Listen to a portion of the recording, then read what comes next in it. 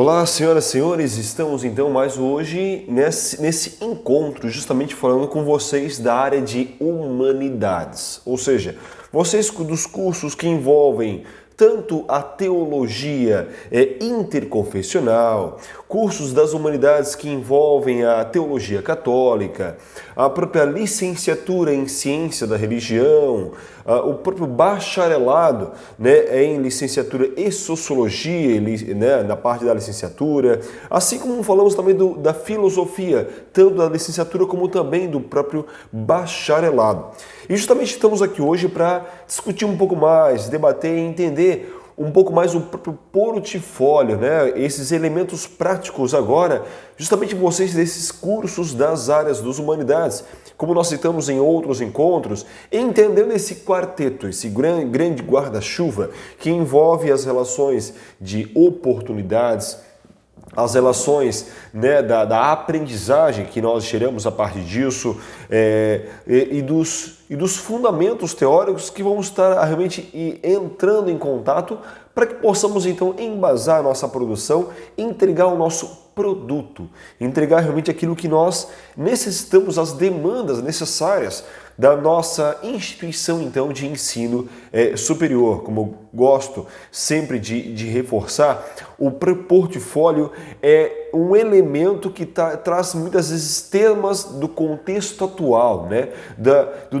que vai desenvolver basicamente a nossa habilidade de leitura, que vai desenvolver a nossa escrita, a nossa oralidade, a nossa capacidade de articular isso tanto dentro da comunidade específica, acadêmica, como mesmo na própria comunidade em geral.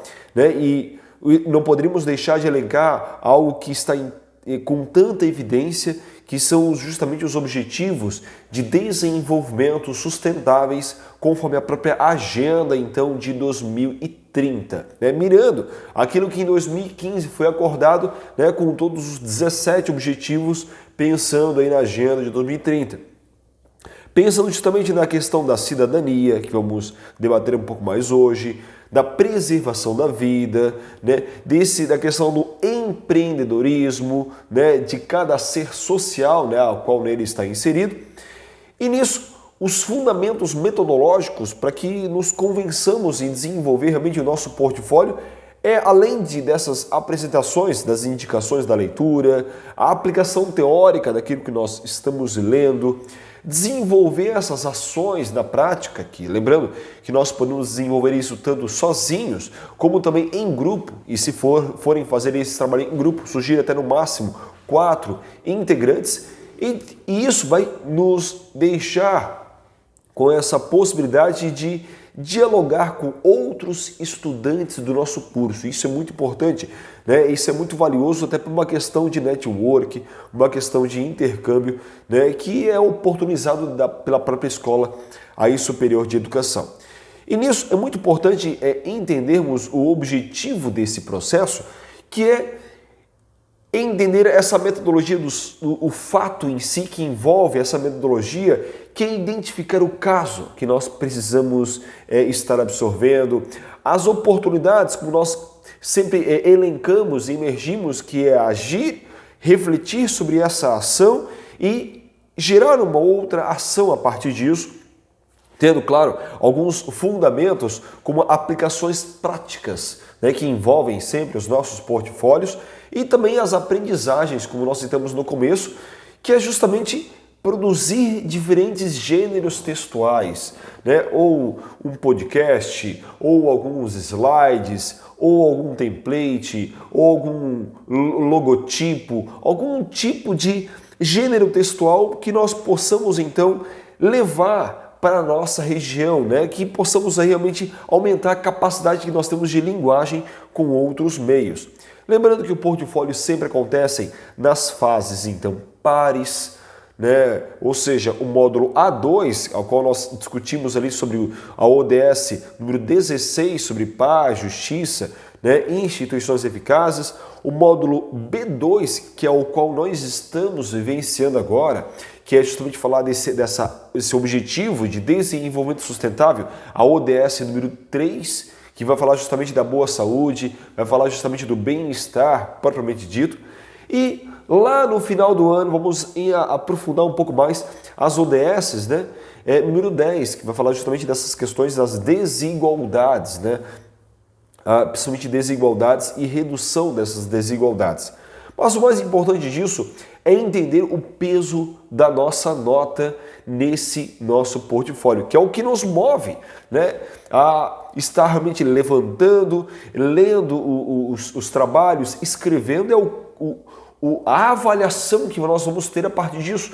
E esse trabalho terá um peso muito significativo na nossa nota, que se refere então a 40% do nosso trabalho. Lembrando que 30% sempre é aquilo que nós produzimos, propriamente dito, e 10% então se refere à apresentação desse nosso então trabalho, aquilo que nós apresentamos nas plataformas, aquilo que nós levamos então para as mídias em si, né, dentro do próprio ambiente virtual de aprendizagem, da nossa experiência, de como foi produzir o nosso portfólio. Lembrando que essa experiência deve ser então entregue no nosso ambiente virtual num tempo de 5 minutos a 10 minutos, que nada mais é do que uma gravação diante do ambiente virtual, para que posteriormente os corretores possam então analisar realmente os critérios das suas avaliações.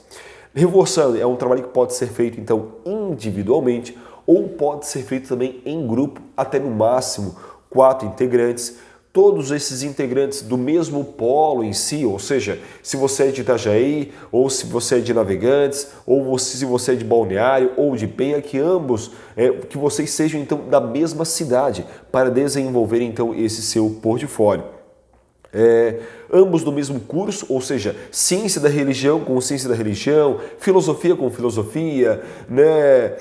Teologia com teologia, sociologia com sociologia, apesar de fazerem parte do mesmo portfólio, mas é muito importante que na hora de desenvolver o trabalho em grupo, que sejam então alunos aí do mesmo curso e do mesmo polo também.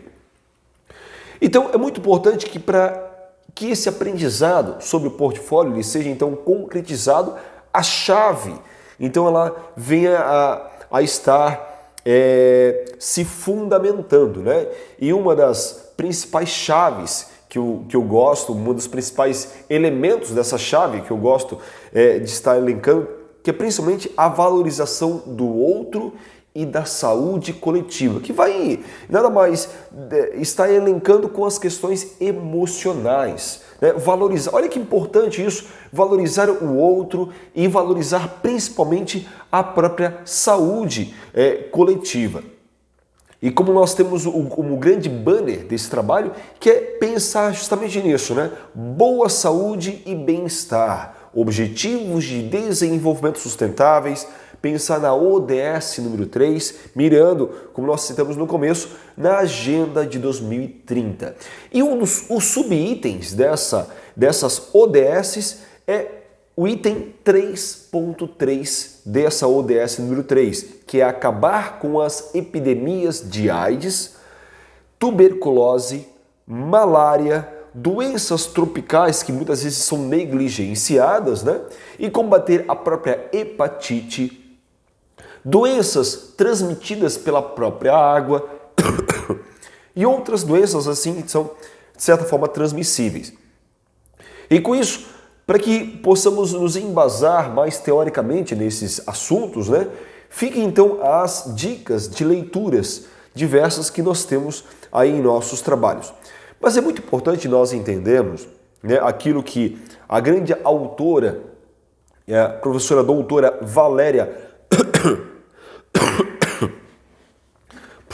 doutora Valéria Pilão, ela vai então estar ressaltando,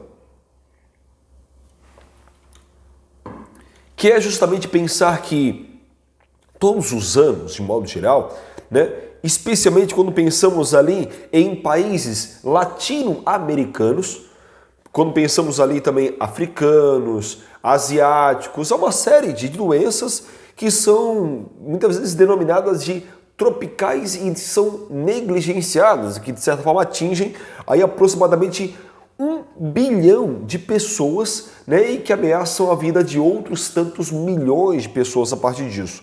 E de acordo com a própria OMS, né, são doenças dessa natureza, como nós citamos, a própria malária, doenças de Chagas, a própria dengue, a leishmaniose, a própria lepra, a raiva, né? A escabiose, a esquistossomose, até um termo mais difícil de estar relatando, parasitoses transmitidas pelo solo, entre outras doenças então tropicais aí que são transmissíveis. Mas para que possamos entender que o ponto comum, né, dessas doenças é o próprio atingimento majoritário de pessoas em condições muitas vezes precárias de vida, né, situações de pobreza ou muitas vezes de extrema pobreza a qual elas então vivem. Especificamente quando pensamos sobre a dengue, nos convém dizer, e também chamo com isso a atenção de vocês, que é uma doença transmitida por meio de picadas, né, desses vetores fêmeas do próprio Aedes aegypti em si, que é infectado pelo próprio vírus em si. E essa doença ela é muito grave, né, que gera muitos problemas em si de saúde recorrentes nesses países tropicais, que nós então sinalamos ali anteriormente, e com isso que vão afetar também viajantes, né, de outras localidades que muitas vezes venha estar nesse trânsito propriamente dito. E nisso os sintomas da dengue, né, que podemos então elencar, são a própria febre, a dor de cabeça, dores musculares, articulares, erupções da própria pele em si, né, que são semelhantes muitas vezes como o próprio caso de sarampo propriamente dito. E nisso a doença em menor número ela pode também evoluir para uma dengue hemorrágica, né? Ou seja, uma redução expressiva das plaquetas sanguíneas que vai levar muitas vezes o indivíduo ao próprio óbito, né, nesses casos. Portanto, então, é uma doença identificada desde os fins lá do século XVIII, né, e um tratamento muitas vezes foi dispensado aos doentes, tem sido com isso acompanhado com medicamentos para o próprio alívio de febres, alívio de dores, né? E existe o próprio estímulo à hidratação em si, né? A própria alimentação mais adequada nesse processo. Portanto, para que a dengue ela venha a deixar, né, de compor essa lista de doenças tropicais que nós temos e que muitas vezes negligenciamos, há uma necessidade, então, de um reordenamento tanto do uso do solo, né, principalmente esse uso do solo, principalmente no leito mais urbano, o incentivo ao próprio desenvolvimento de vacinas, né, específicas para isso, e o próprio enfrentamento, então, a esses estados de coisas que passa por essa reestruturação das políticas públicas que são muitas vezes voltadas a essa garantia da boa saúde e essa garantia do bem-estar, né, que é o objetivo também de desenvolvimento sustentável. E isso está garantido tanto pela Agenda de 2030, e não podemos deixar de elencar a própria Constituição e também da República Brasileira, a Constituição Federal, né? A própria OMS também ela vem a recomendar 5 estratégias para prevenção desse controle de doenças tropicais que são então negligenciadas, que podemos citar a própria medicação preventiva, a adequação, né, da própria gestão de casos, controle desses vetores que nós citamos, o provimento da água limpa à grande população, o saneamento básico, a higiene, a atenção à saúde também animal, né, a fim de garantir a própria saúde e bem-estar também das pessoas, então não deixando de considerar também a saúde dos animais. Isso são dados tanto da própria OMS, dados da Agenda 2030, né? Isso é preconizado pela própria Constituição Federal também, e quem reforça isso também é essa professora doutora, né? Professora então Valéria Pilão, que nos reforça esses dados. Além do que, nós temos também outros documentos para estar levantando esse processo de de maior entendimento do referencial teórico daquilo que nós temos que realmente estar produzindo. Tanto alguns artigos que vão falar justamente de sofrimento e trabalho na cidade, né, e que está em uma marcha forçada. Muitas vezes é um trabalho bem interessante para falar sobre o planejamento e a regularização fundiária desse interesse, né, social. Fala de programas Minha Casa Minha Vida sobre essa ótica do direito à moradia. Outros textos que vão falar sobre essa revista de cadernos A Metrópole, falar dessas questões de governança, assim como outros materiais, como falando somente das ODS, número 3, né, quando pensamos em saúde e bem-estar, outros artigos também que vão estar descritos tanto para vocês que estão aqui, né, em mídias como o Instagram, quanto vocês que estão aqui no próprio YouTube, irá se encontrar na própria descrição então desse material, que é um texto falando justamente sobre a desigualdade social intraurbana. Exatamente isso, né? A desigualdade social intraurbana. E essas implicações sobre a epidemia de dengue, né? Citando especialmente esse artigo, vai falar aí de Campinas, São Paulo, no ano especialmente então de 2014. E assim como outros textos da própria Biblioteca Virtual em Saúde, que é um texto do próprio Ministério da Saúde, que vai falar justamente da OMS, que ela pede justamente esses investimentos no próprio combate a doenças tropicais que são então também negligenciadas. Assim como outros textos da própria Universidade Federal de Minas Gerais, vai falar de pesquisadores como mostram essa relação entre dengue e desigualdades, mostrando até alguns painéis e algumas imagens que para vocês que estão aqui no YouTube fica então essa imagem aqui para vocês. E assim como também outros textos, né, do próprio Cielo falando da urbanização e ecologia da dengue e tantos outros textos que vão nos ajudar nesse processo então de desenvolvimento do nosso portfólio. Então fica aí realmente essa recomendação, fica a dica desses referenciais bibliográficos para que nós possamos então, né, colocar a mão na massa. Mas professor, depois de tudo isso, né, toda essa base introdutória, como nós podemos então colocar a mão na massa, desenvolver justamente o nosso produto, né, educacional? Então, o primeiro passo para desenvolver esse produto é fazer uma pesquisa justamente sobre a ODS número 3, né? Especialmente como nós citamos a meta 3.3. Posteriormente você vai então buscar, identificar e definir algumas ações, né?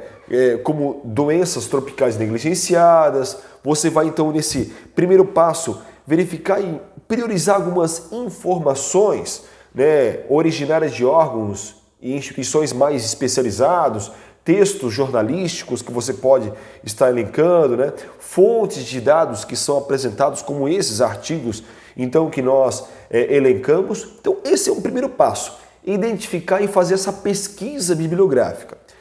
Um segundo passo, né, depois que você identificou, que você compreendeu todo esse processo, né, do que é então ou do que são as doenças aí tropicais que são negligenciadas, você vai então identificar quais são as formas mais recorrentes dessas doenças agora no Brasil. Então observe, primeiramente você vai entender um panorama mais mundial, depois você vai entender um panorama nacional e identificar essas doenças no campo brasileiro. Um terceiro passo, você vai então buscar informações sobre a ocorrência na sua região, né? Ou seja, começamos agora a funilar o nosso trabalho.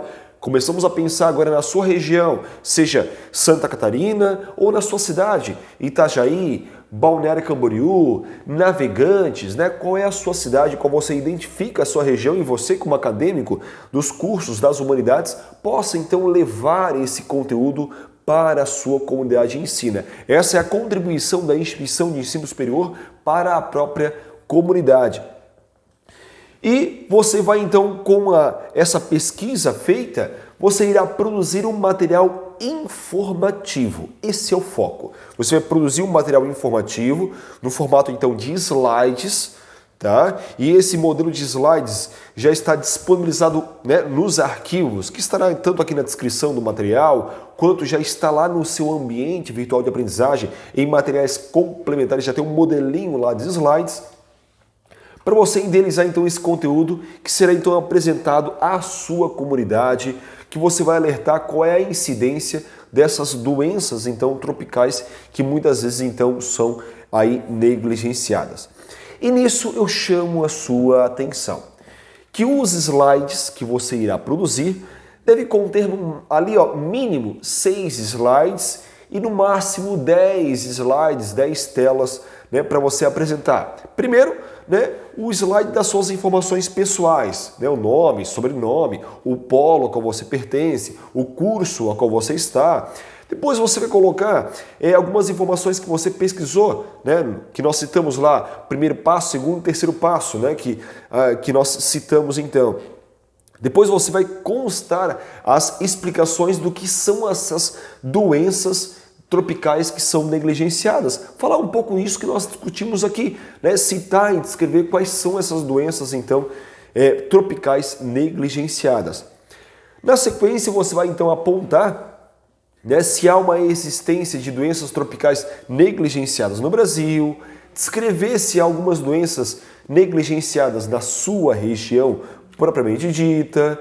Depois, pensando lá nos últimos slides, no penúltimo slide, basicamente, você irá então apresentar algumas ações que possam contribuir com essas no combate, né, a essas doenças. Então você elencou o problema e agora você vai, né, justamente emergir algumas soluções que você possa então estar elencando.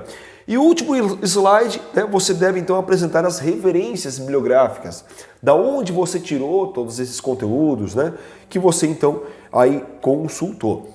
Depois disso, quando pensamos então na apresentação desse nosso trabalho, você vai lá em trabalho 2, agendar, né? Lembre-se, não agende essa sua apresentação na última data da apresentação. Se a data da sua apresentação é para o dia 20, agende até o dia 18, por exemplo, para que possa então o sistema fazer o seu agendamento e você não ter nenhuma inconsistência na impossibilidade de fazer o agendamento por justamente agendar na última data prevista, tá certo?